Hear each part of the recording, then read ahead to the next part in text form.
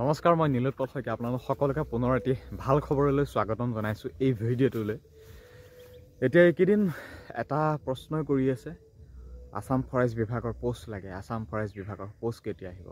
সাংঘাতিক comment message ইমানেই পাইছোঁ, মই কাকো ৰিপ্লাই কৰিব পৰা নাই। যদি দুই এটা খুব কম সংখ্যক তেওঁলোকৰ ৰেছপন্স পালোঁহেঁতেন, তেতিয়া হয়তো মই তেওঁলোকৰ ৰিপ্লাই লগে লগে কৰিব পাৰিলোঁহেঁতেন। এতিয়া মই কাকো একো উত্তৰ দিব পৰা নাই, সেইকাৰণে ভিডিঅ'টো প্ৰস্তুত কৰিলোঁ, ফুল এক্সপ্লেইন দিম সঁচাকৈ যে বন বিভাগৰ পোষ্ট আহিবলৈ গৈ আছে।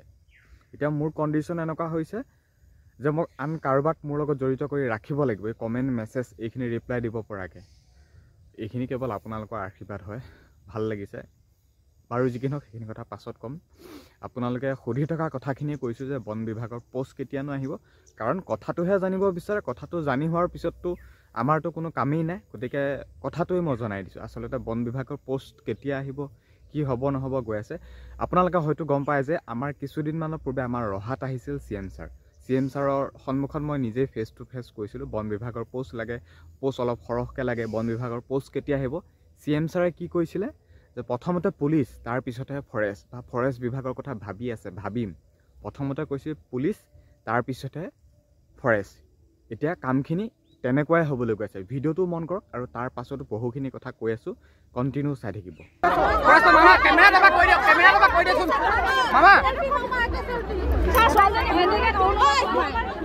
এতিয়া পাই যাব হেণ্ডিকেপ তই চচি আহিব বাইদেউ, কালি আহিব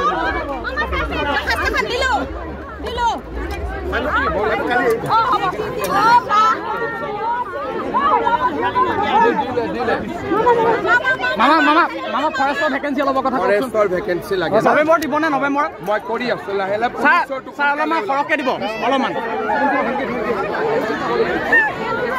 এতিয়া বন্ধুসকল নিশ্চয় গম পালে যে প্ৰথমতে পুলিচ দিলে, গম পাইছে 1700, 2000, 100, 500 যিয়ে নহওক কিয়। প্ৰথমতে AB UB, এতিয়া পুলিচৰ দিলে। এতিয়া আহিবলৈ গৈ আছে ফৰেষ্ট বিভাগৰ পোষ্ট, আৰু এই পোষ্টখিনিত কি কি থাকিব পাৰে। ফৰেষ্ট গ্ৰেড 1 থাকিব, ফৰেষ্ট SI থাকিব, ফৰেষ্ট APF আহিব, ড্ৰাইভাৰ কনষ্টেবল আহিব। কিন্তু যোৱাবাৰ তুলনাত এইবাৰ খুব কম সংখ্যকে পৰে আহিব। যেনেকৈ পুলিচত যোৱাবাৰ তুলনাত কমকৈ আহিল, ঠিক তেনেকৈ এইবাৰো ফৰেষ্টত যোৱাবাৰ তুলনাত এইবাৰ কম সংখ্যকে আহিব। যোৱাবাৰ পৰা 2800 নে 2900 মান এটা 2023 মানতে এটা ডাঙৰ ৰিক্ৰুটমেণ্ট হৈ গৈছিল ফৰেষ্টৰ। এতিয়া সিমান নাহে, খুব কম আহিব। ফৰেষ্টত যদি যোৱাবাৰ 1200 আহিছিল, এইবাৰ 600 আহিব।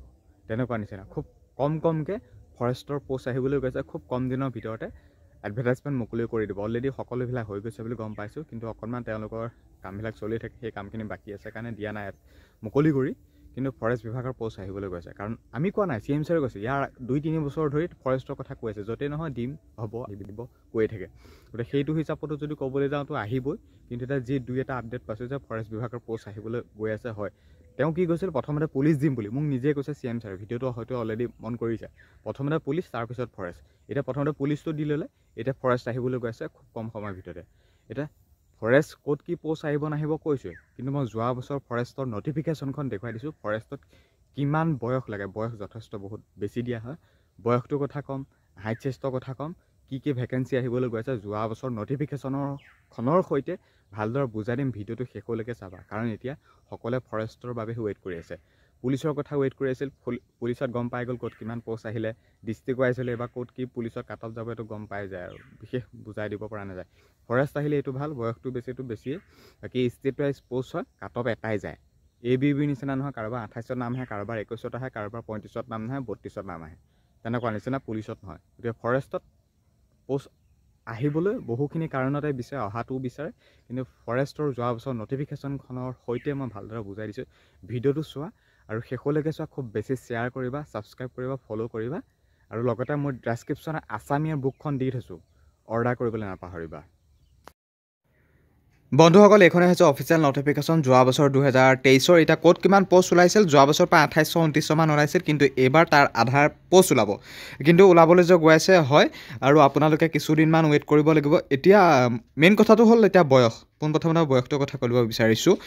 ফৰেষ্ট গ্ৰেড 1, ফৰেষ্ট গাৰ্ড আৰু ফৰেষ্ট ড্ৰাইভাৰৰ বাবে 18 বছৰৰ পৰা 40 বছৰলৈকে বা বয়সলৈকে এপ্লাই কৰিব পাৰিব। আৰু যি APF কনষ্টেবল আৰু ড্ৰাইভাৰ কনষ্টেবল, সেইটো 18 বছৰৰ পৰা 25 বছৰ জেনেৰেল, বাকী ST SC 5 বছৰ, OBC 3 বছৰ এক্সট্ৰা। খালি আপোনালোকে ফৰেষ্ট গাৰ্ড গ্ৰেড 1 ড্ৰাইভাৰ যি এইটো আমাৰ 12 পাছ পষ্ট বা গ্ৰেজুৱেট লেভেলৰ সেইটোৰ বাবে 18 বছৰৰ পৰা 40 বয়সলৈকে বা বছৰলৈকে আপোনালোকে এপ্লাই কৰিব পাৰিব। এতিয়া নিশ্চয় গম পাইছে বয়সৰ কথাটো, আৰু এই বয়সটো বেছি বাবে সকলোৱে বিচাৰি আছে। এতিয়া এই কথাখিনি নিশ্চয় গম পাইছে। আৰু আপোনালোকৰ হাইট চেষ্টৰ কথাটো কৈ লৈছোঁ।